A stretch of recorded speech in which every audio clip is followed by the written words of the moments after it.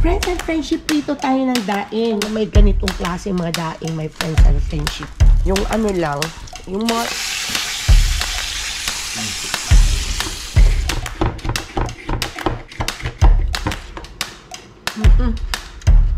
Ayan ang naiwan niya, ang ginawa niya may sabaw na dilis.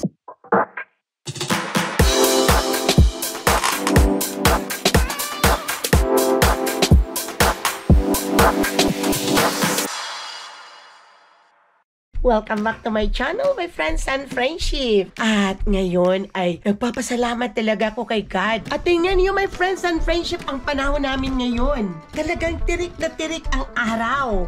Sa kabila ng ilang linggo na ulan ng ulan ay ngayon ay parang ang sarap ng pakiramdam na pumapasok ang init sa katawan. Thank you naman at ganito ang panahon. But hindi ako happy para bukas because tomorrow is raining again. Happy ako ngayon but tomorrow is not happy because it's raining again.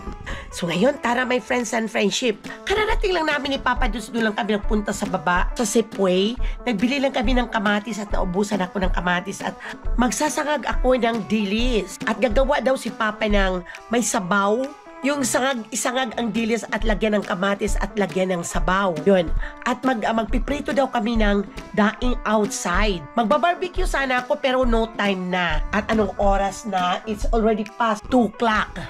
Kaya, labas muna tayo, my friends and friendship. Today's vlog, my friends and friendship, ay kung ano-ano lang ang aking makukuha sa aking GoPro. Na kung ano lang ipapakita ko sa inyo at i-share ko rin sa inyo. Teka, kumusta kayo dyan? Wala kong balita na... Ay, teka muna. Napanood niyo yung aking golden wedding? Ganun lang, my friends and friendship, na simple ang aming golden wedding. We are so happy na ganun lang, na yung may privacy na ang aming golden wedding ni Papa Dudes with the children and the grandchildren. O diba ang saya pag ganun? Kahit maglulupasay ka, kahit magsisigawan kayo, kahit magkikilitian kayo, it's only your family ang kasama mo.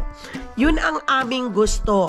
Pwede naman naming magawa na karoon talaga ng march sa simbahan na mag-wedding talaga. Pero ayaw ni Papa. Sabi niya, unang-una, hindi ako makalakad. Sabi ko, di sakay ka sa wheelchair? No, ayaw niya. Okay, ganito lang, magpa-bless na lang tayo. Yun ang sabi.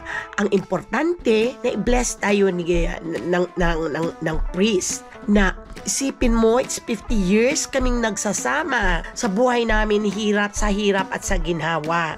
Sa 50 years ay doon nagpa-bless kami. Hindi kami na-i-bless pa. Yun lang 50 years kami. Ito lang ngayon. Nagpa-bless kaming dalawa na solim. Na kaming pamilya lang. Na ginawa lang naming simple. Ayaw namin yung magulo. Gusto namin yung ganito na may privacy din ang Papa Dudes ko. Kasi ayaw ni Papa Dudes sa sitwasyon niya na mabagal siya maglakad at saka hindi siya makakalakad ang gusto. He needs a privacy talaga, my friends and friendship. So we respected that dahil yun ang gusto niya. At pwede naman, dahil sa 7 children, pwedeng gawin din namin ang grand day na wedding anniversary, pero ayaw ni Papa. Ayaw na niya na magpabother ng maraming tao at napapagod daw siya at might be na magkasakit ako, magkaroon ako ng infection. Dahil just only to avoid infection, yun sabi niya, I do not want. Kaya hindi namin, just only to follow him. Yun. Kaya yun, sa aming pagsasama naman ni Papa Dudes ay ito. Wala naman akong problema. Sinasabi ko doon sa aking vlog na okay lang ang aming buhay. Mahirap ang aming buhay, lalo na maliliit at hanggang sa nag-aaral ang aming mga anak. Iginapang namin silang lahat sa hirap ng buhay para lang makatapos, my friends and friendship, silang lahat. Ang gusto namin ay maganda ang buhay nila pag sila ay nagkaroon na ng mga pamilya. Gusto namin na maging stable lahat sila, na hindi sila mahihirapan, na katulad namin na kahit ako ay naging professional, naging teacher, si Papa ay naging police, ay mahirap pa rin ang buhay dahil marami kaming anak. Pero hindi ko talaga pinahinto ang isa sa pag-aaral ni isa sa kanila. Pinagsabay-sabay ko silang lahat. Utang dito, utang doon, bayad dito, bayad doon. At minsan, ay marami ka pang nadidinig sa inuutangan mo dahil minsan hindi ka nakakabayad sa tama dahil sa kakulangan ng pera. Ganun ang buhay namin ni Papa Dudes. Pero wala kaming pakialam. Kahit gumapang kami sa hirap ng buhay, basta mapatapos lang namin ang aming mga anak. Pinadasal na lang kasama namin ang pagdadasal sa Diyos na sana silang lahat ay makatapos ng kanilang pag-aaral. At hindi naman ako nabigo sa kanila. Lahat naman sila stable job na. Lahat sila ay nag-aral ng nursing course. Yung hindi ang iba lang like kay Jarl ay hindi naging active na nurse dahil gusto niyang magtrabaho sa United Airlines para maging libre ang kanyang travel on the world. Yan ang isa kong anak. Pero happy silang lahat sa kanilang buhay. May mga kanya-kanya na silang bahay at yun ay nagiging ipinagmamalaki ko rin. Gano'n naman talaga tayong mga magulang, di ba? Ang mga accomplishment ng mga anak ay nagiging proud tayo at ipinagmamalaki. Yun lang naman ang ating kababawan ng ating isipan. Hindi tayo sana nagmamayabang. Ang pinagyayabang mo ay totoo. Ang pinagyayabang mo ay yun ang tunay na sa pagkatao mo. Hindi ka nagpapayabang ng beyond. At ayaw ko ng ganon. Hindi ako nagyayabang, kundi very proud lang ako. Iba ang salitang mayabang siya at ibang salitang proud na ipinagmamalaki ng magulang. O diba, my friends and friendship? Kaya, huwag kayong mahiya. Kung mahirap ang buhay, ang importante ay ginagapang mo ang pamilya sa hirap ng buhay papunta sa ikakabuti nila. O diba? Yun ang aming buhay ni Papa Dudes at nilaan talaga kami ng Panginoong Diyos na makapunta din dito sa Amerika. You know, my friends and friendship, silang lahat na 7 anak ko ay dinalaan namin dito. At thank you sa family ng asawa ko, kay Manang Fanny at kay Mama at kay Daddy na wala na sila, yung Mama at Daddy ng asawa ko. Pass away na sila.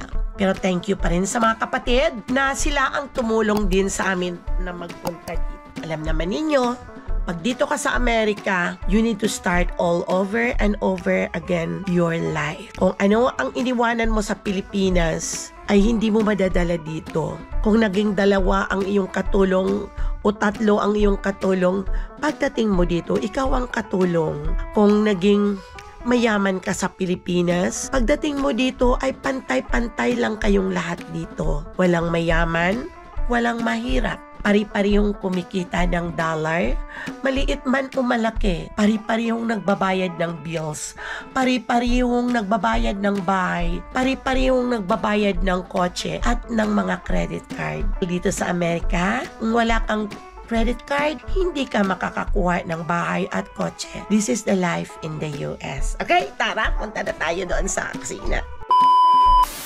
My friends and friendship, prito tayo ng daing. Ayan ah, 2 lang at baka mamaya enough na itong 2 yung bang at itong dilis isasangag ko at tapos may kamatis ako. Sarap talaga pag ganito ang weather, pero namimiss mo, my friends and friendship, namimiss mo ang weather na ganito. Pero malapit na kami, ano na ngayon, January, February, pag March na yun, medyo okay na. April, may ulan pa yan. May, June ang summer namin dito, pero pag may maaraw na. Kaya ayan o, maganda ang panahon. At wala na, hindi na nabubuhay. Ito na lang ang matibay talaga sa weather, ang ganitong klaseng sibuyas. Pero, at itong mga kalamansi. Ayan. Maganda ang tubo niya. At ito, madami na, nag-umuusbong na ang kanyang mga talbos. At tingnan natin yung lime ko, my friends and friendship. Papakita ko lang sa inyo. Ayan na Ayan. Kung ang liit-liit na mumulaklak. At ang abono ko lang dito ay yung coffee na pinag-ano namin, Bruce. Ayun ang coffee na instead of itatapon na yan, nilalagay ko lang organic. Ayan. Pasok muna tayo sa loob at kukuha lang ako ng lalagyan. Lagyan ko ng na ang kalayo mo? Apo mo yung inap na yan. Mapait yung taron. Ayan ang sinasangag niya. Dilis. Sarap Yan ang Papa Dudes ko. Tama ko doon. Huwag mo patayin. Ubuhos mo lang. Buhos mo dito. Pinatay mo na. Ah, sige, go. Yan.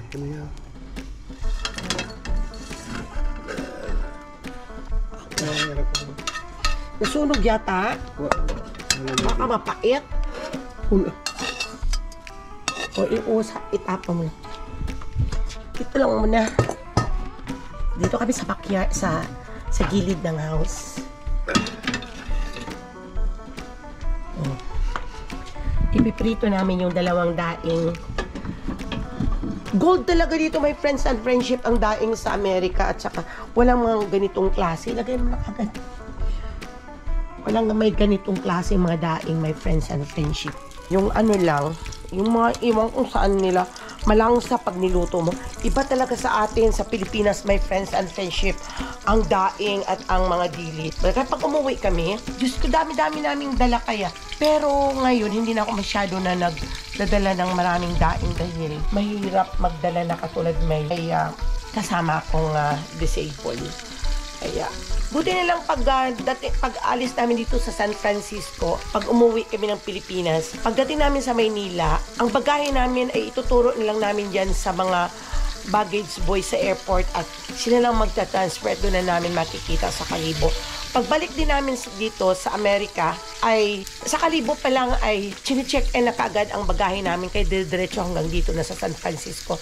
Hindi na namin binibit. Kaya hindi kami dumadaan. Gustuhin ko rin na dumaan ng Maynila. Hindi rin ako makakadaan doon kami na dumadaan kami dahil doon kami sumasakay sa international.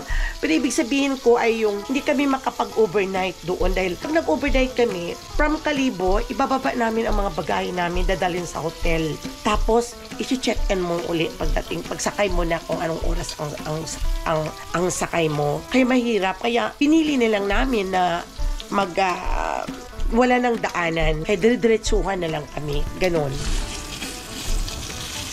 Tama na yan.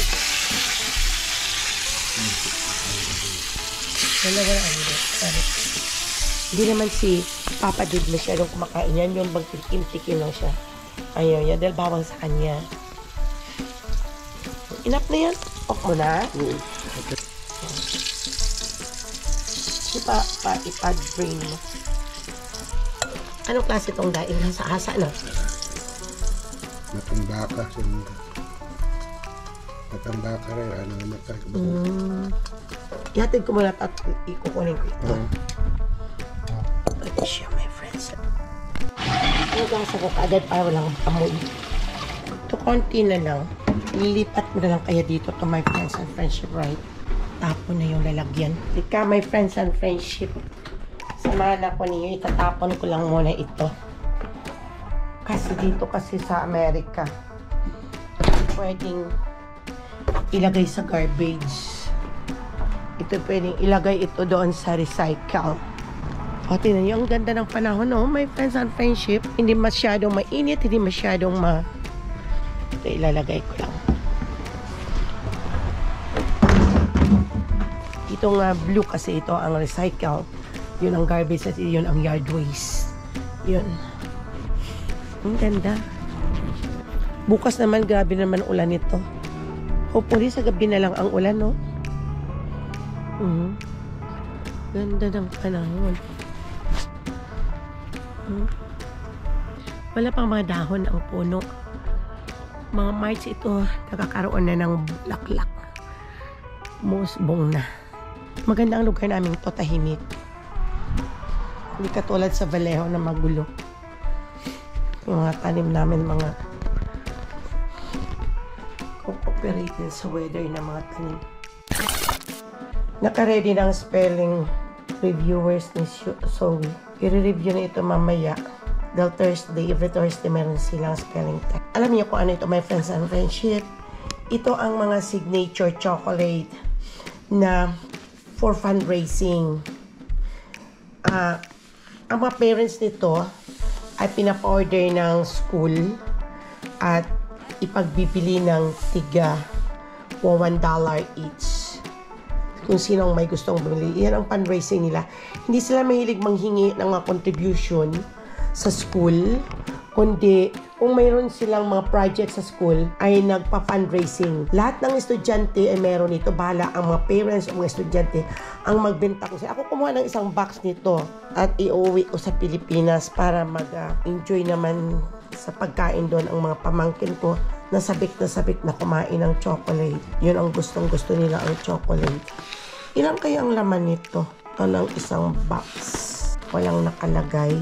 Pero meron ako doong nakatabi dahil para yun iuwi ko sa Pilipinas. Ilang box ito nakuha. Ayan, ibibinta yan. Babalatan natin itong cucumber. Kasi mahal ngayon ang cucumber, my friends and friendship, dahil hindi siya season. Pag season siya, murang-mura. Ito, $1.33 yata ang pound. Ang isa nito kanina. Masarap ito kasi pag tuyo ang daing, may daing kat yan. Kaya babalatan ko siya.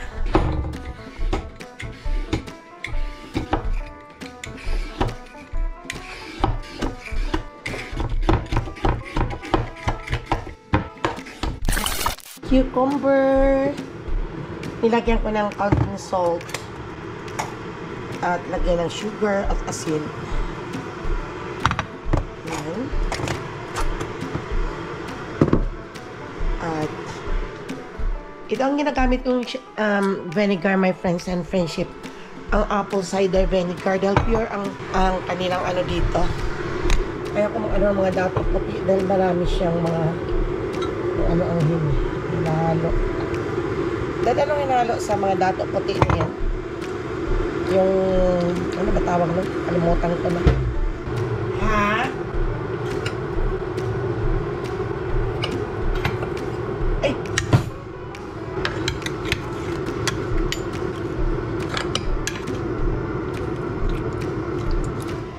Ganyan natin.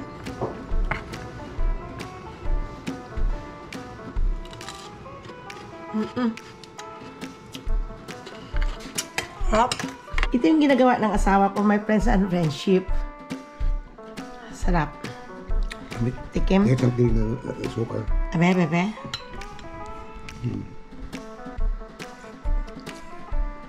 Ay, ang sarap. Linagpang.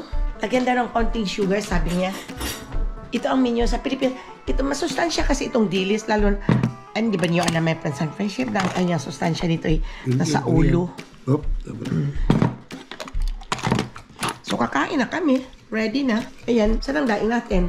Ito ang mga natitira naming ulam. May adobo pa kayong kahapon ito, my friends and friendship. Yung adobo, yun ang natira. At ito kaninang umaga, paborito kasi ito ni Zoe, ang itlog na nilaga. Kaya ito naman ang ulam namin ngayon. At isasali na lang namin yan. Hindi naman namin yan mauubos. At ayan. Yan. At saka yan, pipino. At mayroon pa ditong iniwanan si Papa Dudes na dilis. Dahil naglagpang. Ano ba tawag dyan? Yan. Ayan, may... Ayan ang naiwan niya. Ang ginawa niya may sabaw na dilis. At yan ang aming kanin. At ayan ang sausawa namin. Tara, my friends and friendship, kakain na tayo. Anong oras na? Anong oras na ba yan? Wala pang 3. Bakit hindi tama ang pag-alagay ng ano? Kain na tayo, my friends and friendship.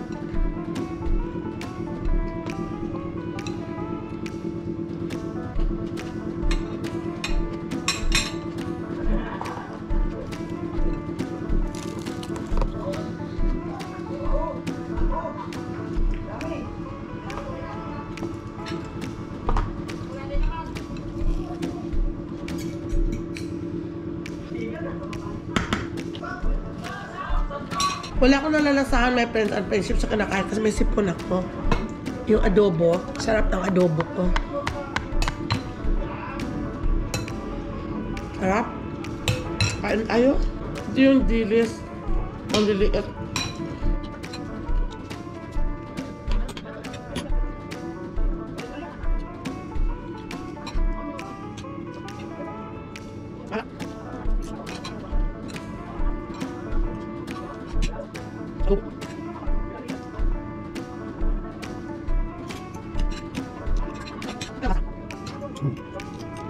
Masarap, maasim.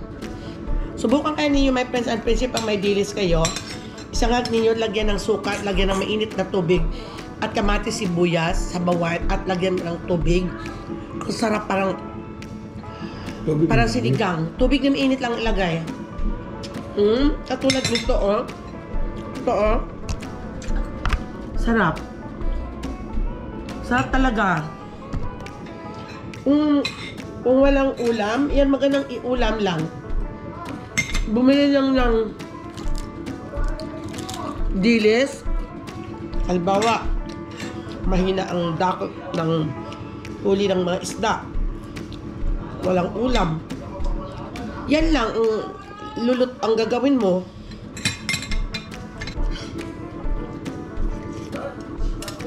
Sarap ang sabaw. Lagay ko dito sa kanin ko.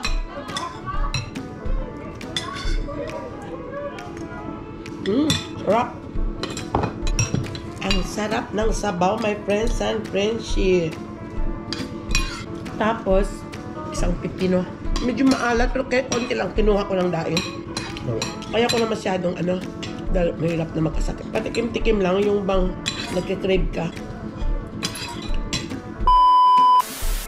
Tapos na kaming kumain. 3:30. Kumain kami ng 3 o'clock. 3:10. Tapos na kami. At hindi naman ako kumain. Kaming dalawa kumain na masyado ng daing. Yung pinyas lang. Maalat. Kaya hindi ko nahugasan. Dapat hinugasan ko yun. O binabad. Kaya wala. Kaya manunood muna ako ng TV, my friends and friendship. Ayan. How's your lunch? Okay? Ayan. So, manonood kami ng TV, my friends and friendship. My friends and friendship, hapon na. What time is it? Malapit na mag 5:30, nagugutom ako. Eh, ito, kakain ako dito, yung ampaw, yung galing sa Pilipinas. Matamis lang, pero konti lang naman. Ang harap. Ngayon, my friends and friendship, yung guava. Oo. Binili kahapon to sa Costco. Saan ka galing to? Tingnan ko nga. Ano nakalagay? Ano nakalagay?